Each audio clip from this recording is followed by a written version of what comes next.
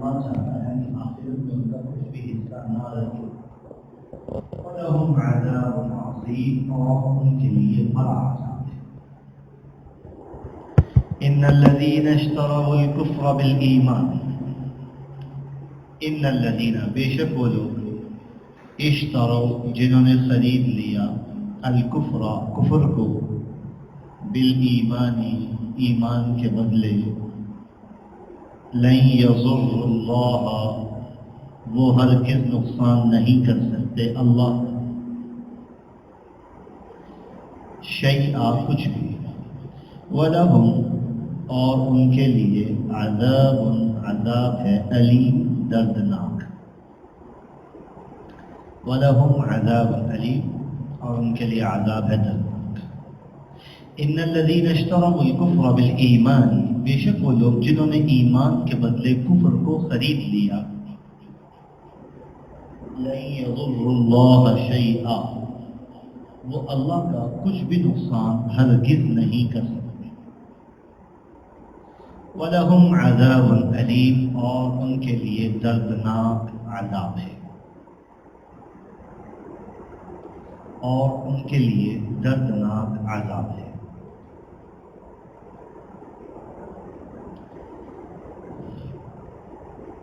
یہ جو دو آیتیں ہیں، ان میں سے پہلی آیت میں اللہ تعالیٰ نے نبی علیہ السلام کو تسلی دی.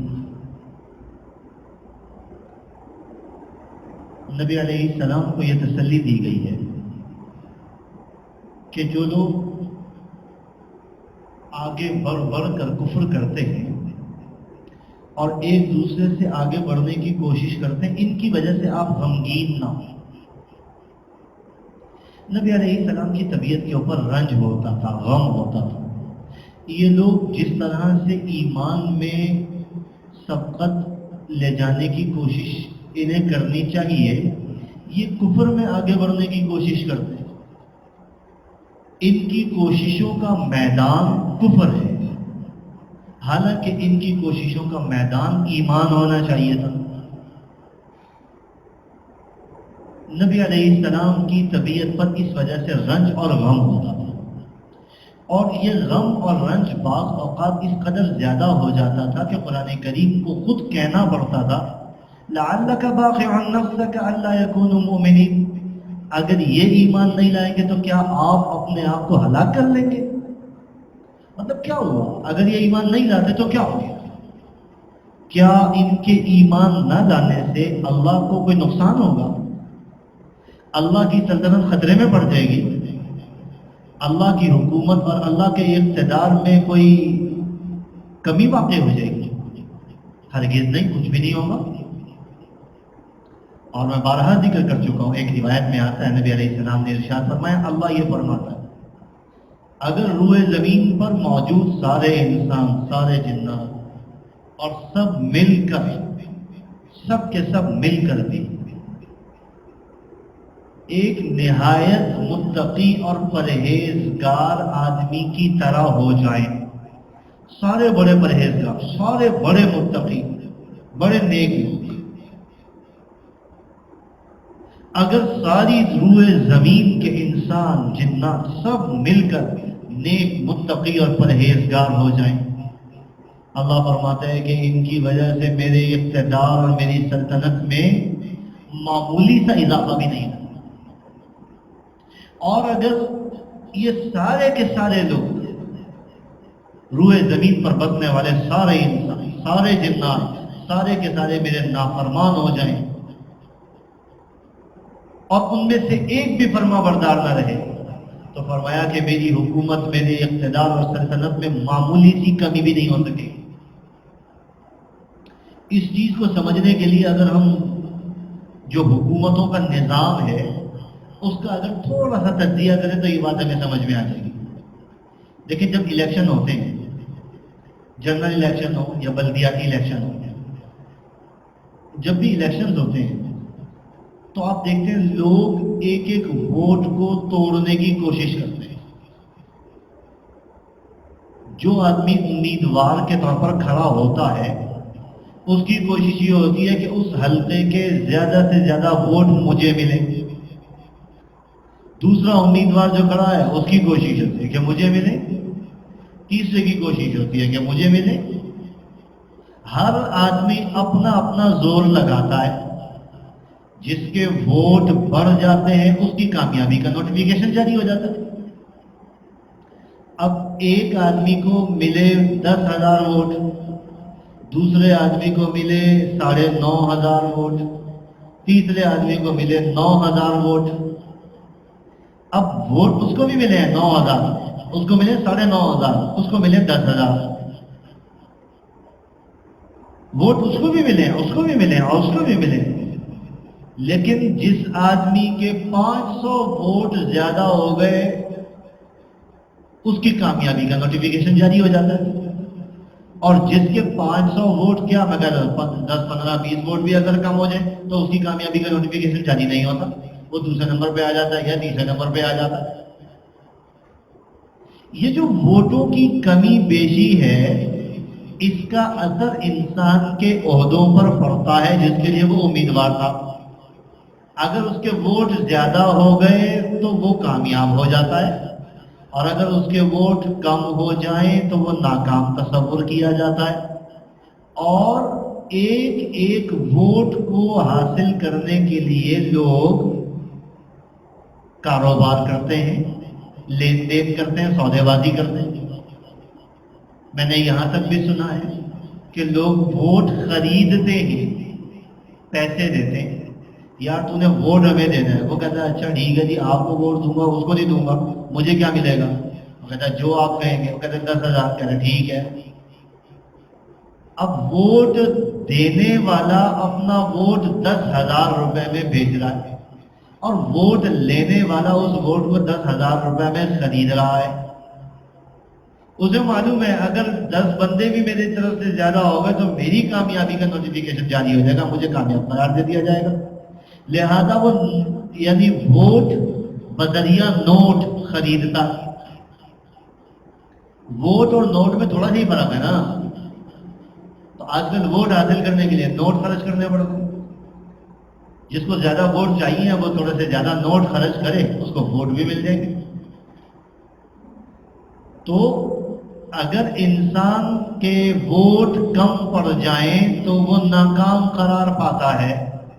اس علاقے کا وہ چیئرمین نہیں لگ سکتا، وہ میئر نہیں لگ سکتا، ڈپٹی میئر نہیں لگ سکتا، وہ پرائم منسٹر نہیں بن سکتا، وہ منسٹر نہیں بن سکتا. ووٹ جس کے پاس کم ہو جائے وہ ناکام، جس کے پاس زیادہ ہو گئے وہ کامیاب. ایک ایک ووٹ سے فرق پڑتا ہے. اب آپ ادھر آئیے جس کی طرف میں نے آپ کو متوجہ کیا. انہم لن یضروا اللہ شیئا. ساری دنیا کے انسان اور جنات مل کر بھی اگر نافرمان ہو جائیں تو اللہ کا کچھ نہیں بگاڑ سکتے. کیا مطلب؟ مطلب یہ ہے کہ اس میں اللہ کے کاغذوں میں ان افراد کی کمی بیشی سے کوئی فرق نہیں پڑتا. اللہ کی سلطنت، اللہ کے رعب، اللہ کی طاقت، اللہ کی حکومت، اللہ کی سلطنت میں ایک رتی کے برابر بھی اگر یعنی کمی واقع نہیں ہوتی اگر سارے نافرمان ہو جائیں، اور ایک رتی کے برابر بھی اضافہ نہیں ہوتا اگر سارے فرما بردار ہو جائیں. اللہ کو کوئی فرق نہیں پڑتا. یہ انسانوں کو فرق پڑتا ہے. 1 2 ووٹ کے آگے پیچھے ہونے سے انسانوں کے عہدے تبدیل ہو جاتے ہیں، منصب تبدیل ہو جاتے ہیں. اللہ کو فرق نہیں پڑتا. اس لیے نبی اسلام کو تسلی دی اگر یہ لوگ مسلمان نہیں ہوتے تو آپ کیوں غمگین ہوتے؟ ان کے مسلمان نہ ہونے سے، ان کے کفر اختیار کرنے سے کیا اللہ کے اقتدار میں کوئی فرق واقع ہو جائے گا؟ اللہ کے اقتدار میں کوئی کمی واقع ہو جائے گی؟ اللہ کی حکومت اور سلطنت میں کسی قسم کا کوئی یعنی نقصان واقع ہو جائے گا؟ کیا ہو جائے گا؟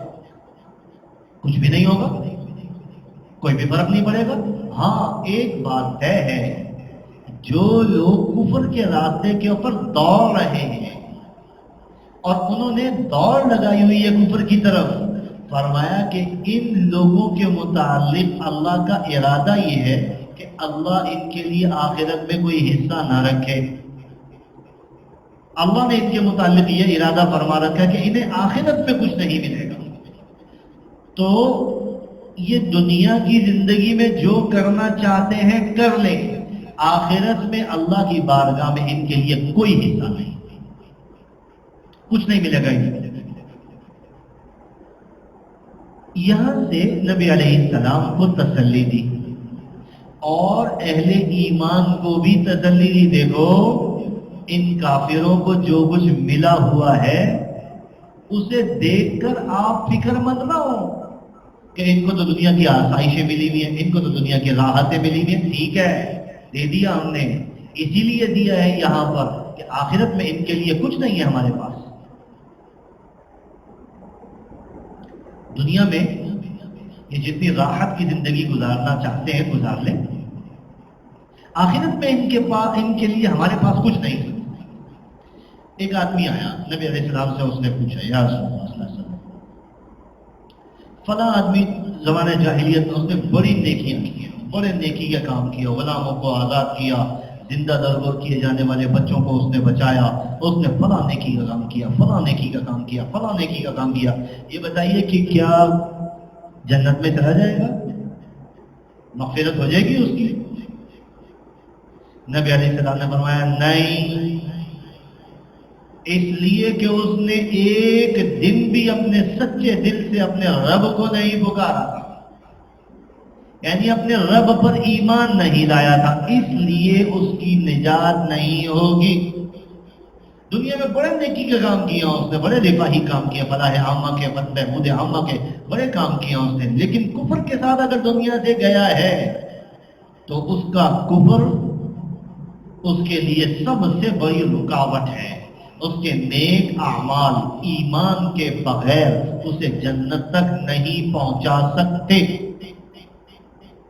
صدیق عائشہ رضی اللہ تعالیٰ عنہ نے ایک مرتبہ نبی اسلام سے پوچھا یا رسول اللہ ابن جدعان کے متعلق پوچھا، یا رسول اللہ ابن جدعان ایک آدمی تھا، صدیق عائشہ رضی اللہ تعالیٰ عنہ کے خاندان میں تھا، یا رسول اللہ بڑا نیک آدمی تھا، بڑا صلہ رحمی کرتا تھا اور بڑا حسن سلوک کیا کرتا تھا، اس کے متعلق بتائیے کہ وہ جنت میں جائے گا کہ جہنم میں جائے گا؟ فرمایا نہیں، انہو لم یقل یوما، اس نے ایک دن بھی یہ نہیں کہا رب اغفر لی خطیئتی یوم الدین، پروردگار مجھے قیامت کے دن معاف فرما دینا۔ اس نے کبھی اپنے گناہوں کی معافی مانگی ہو، کبھی اس نے توبہ کی ہو، اللہ سے مغفرت مانگی ہو اور اللہ پر ایمان لے کر آیا ہو، ایک دن کے کروڑوں حصے میں بھی ایسا نہیں ہوا، کیسے جنت میں چلا جائے گا؟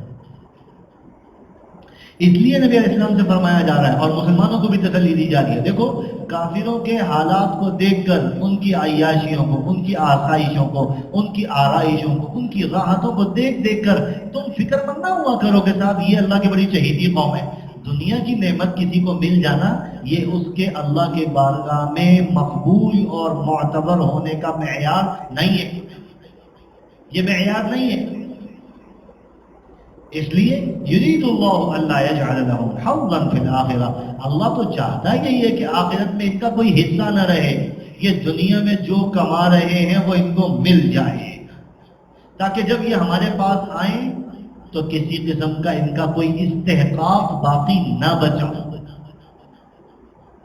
اور آخر میں فرمایا وَلَهُمْ عَذَابٌ عَظِيمٌ، ان کے لیے بڑا عذاب ہے۔ میں بعض اوقات سوچتا ہوں انسان کے لیے کس قدر بڑی محرومی کی بات ہے، کبھی تھوڑا سا نا اس پہلو سے بھی غور کرنا چاہیے۔ پہلے کبھی اگر آپ نے غور نہیں کیا تو میرے کہنے کے بعد اب غور کر لیں۔ دیکھیں دنیا میں انسان جو زندگی گزارتا ہے، کتنی عمر ہوتی ہے درمیانی درجے کی انسان کی؟ اوسط عمر کیا ہے؟ 50، 55، 60، 65، 70۔ بہت اگر کوئی تیر مارے، بڑا تیر مارے آپ، تو انسان کہاں تک جائے گا؟ 100 سال تک چلا جائے گا، اس سے زیادہ تو انسان آگے نہیں جاتا۔ 100 سال کی زندگی ہے، 100 سال، میں کہتا ہوں فرض کر لیں ہر انسان کی عمر 100 سال ہے، اللہ نے ہر آدمی کو 100 سال کی عمر دی ہے، میری عمر بھی، آپ کی عمر بھی، ہر آدمی کی 100 سال۔ مجھے نہیں خواہش 100 سال کی، کیا مجھے تو 1 سال کی بھی خواہش نہیں ہے، 1 سال کی نہیں، 1 مہینے کی بھی خواہش نہیں، 1 مہینے کی نہیں، 1 ہفتے کی بھی خواہش نہیں، پتہ نہیں خواہش۔ میں کہتا ہوں فرض کر لیں اگر میری بات کرتے تو مجھے نہیں خواہش، بالکل بھی نہیں خواہش، لیکن ایک عام جنرل بات میں کرتا ہوں، ہر انسان کو اللہ نے 100 سال کی عمر دے دی۔ اور وہ 100 سال کی زندگی، دو راستے ہیں انسان کے پاس، 100 سال کی زندگی اس نے ساری گناہوں میں گزار دی، کفر میں گزار دی، شرک میں گزار دی۔ 100 سال بہرحال ختم ہو جائیں گے، 100 سال بہرحال ختم ہو جائیں گے۔ اچھا، اس کفر اور شرک کی سزا کے طور پر اسے جہنم میں داخل کیا جائے گا، اور جہنم کیا ہے؟ لا یموت فیہا ولا یحیا، نہ وہاں پر انسان کو کبھی موت آئے گی اور نہ وہ زندگی ایسی ہوگی کہ جس کو زندگی کہا جا سکے۔ شرک کیا کتنے سال؟ 100 سال، 100 سال تک گناہ کرتا رہا، 100 سال تک شرک کرتا رہا، 100 سال محدود ہے، اور جس جہنم میں اس کو داخل کیا گیا اس شرک کی وجہ سے وہ کیا؟ لامحدود، نہ ختم ہونے والی۔ یہ بے وقوفانہ سودا نہیں ہے۔ انسان جرم کرے محدود اور سزا پائے لامحدود، کیسا بے وقوف آدمی ہے۔ اچھا، اب دوسری طرف آ جائیں۔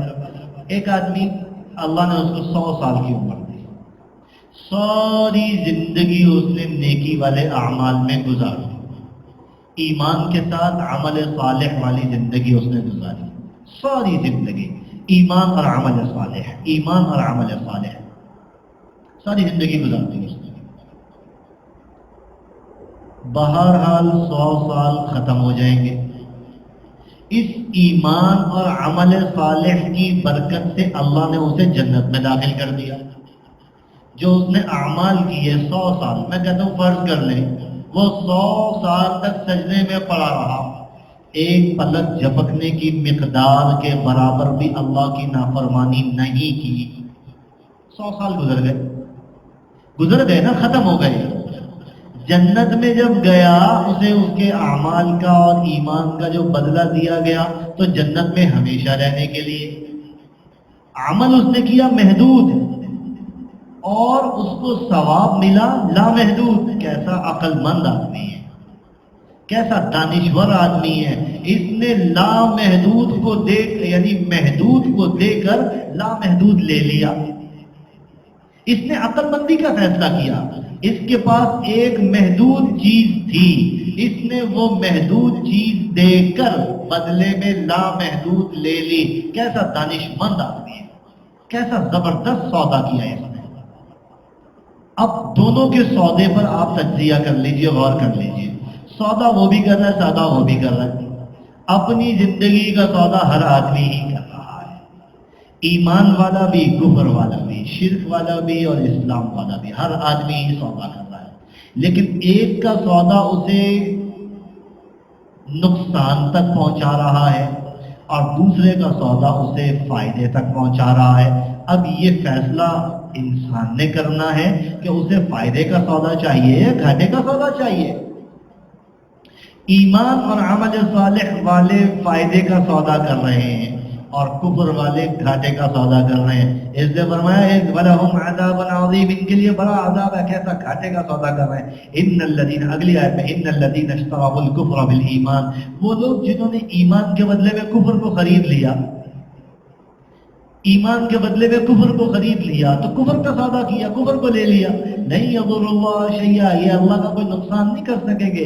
وَلَهُمْ عَذَابٌ عَلِيمٌ، ان کے لیے دردناک عذاب ہے۔ کیسے نا اہل لوگ ہیں، نالائق لوگ ہیں، کم عقل لوگ ہیں، اپنی عقل استعمال نہیں کرتے، محدود زندگی کے بدلے میں لامحدود سزا کو حاصل کرنے کے لیے تگ و دو کر رہے ہیں۔ اور جو لوگ ایمان لائے اور عمل صالح والی زندگی اختیار کی، کیسے عقل مند اور دانشور لوگ ہیں جنہوں نے اپنی محدود زندگی کی محنت کو لامحدود نعمتوں کے حصول کے لیے اختیار کر لیا، اس کا وسیلہ اور ذریعہ اور سبب بنا لیا۔ اس لیے اللہ نے دونوں کے متعلق تجزیہ کر دیا اور نبی علیہ السلام کو اور اہل ایمان کو تسلی دے دی کہ یہ کافروں کی وجہ سے آپ غمگین نہ ہو، پریشان نہ ہو۔ ان کے کفر کا اللہ کو کوئی نقصان نہیں ہے۔ اللہ کی سلطنت میں، اللہ کی حکومت اور اقتدار اور اختیار میں کوئی کمی باقی نہیں ہوگی۔ نقصان ہوگا تو انہی کا ہوگا اور کسی کا نقصان نہیں ہوگا۔ اور میں نے آپ کو اس نقصان کا تجزیہ کر کے دکھا دیا کیسے نقصان ہوگا۔ دیکھیں میں آپ کو 100 روپے دوں اور آپ اس 100 روپے کو کاروبار میں لگائیں اور کاروبار میں لگا کے آپ مجھے اس کا منافع 1000 روپے کی شکل میں دیں. میں نے آپ کو 100 روپے دیا، آپ نے مجھے اس کا منافع 1000 روپے دیا، میں کتنا خوش ہوں گا یار، میں 100 روپے کے اوپر 1000 روپے منافع. میں نے 1000 روپے دیے، آپ نے 10,000 دے دی، میں نے 10,000 دیے، آپ نے لاکھ دے دی، کتنا خوش ہوں. بڑا کمال کا سودا ہے یار یہ تو. پھر بھی میں آپ کو 100 دے رہا ہوں، آپ 1000 دے رہے ہیں، 1000 تو ختم ہو ہی جائیں گے نا. 1000 دے رہا ہوں، آپ 10,000 دے رہے ہیں، 10,000 بھی ختم ہو ہی جائیں گے نا. 10,000 دے رہا ہوں، آپ لاکھ دے رہے ہیں، ختم تو ہو ہی جائیں گے نا. لیکن اللہ جو دے رہا ہے وہ کبھی ختم نہ ہونے والی چیز ہے، کبھی نہیں ختم. ما عندکم ینفد وما عند اللہ باق. تمہارے پاس جو ہے سب ختم ہو جائے گا، اور جو اللہ کے پاس ہے وہ ہمیشہ باقی رہنے والا ہے. تو اس باقی رہنے والی چیز کے لیے محنت کرنی چاہیے. اللہ مجھے بھی اور آپ کو عمل کی توفیق عطا فرمائے. وآخر دعوانا الحمدللہ رب العالمین.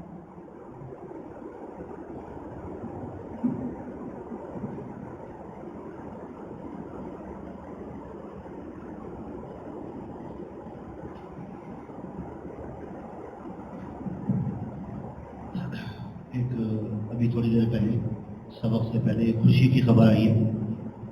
اللہ تعالیٰ نے باجی عابدہ کو پوتی سے نوازا ہے.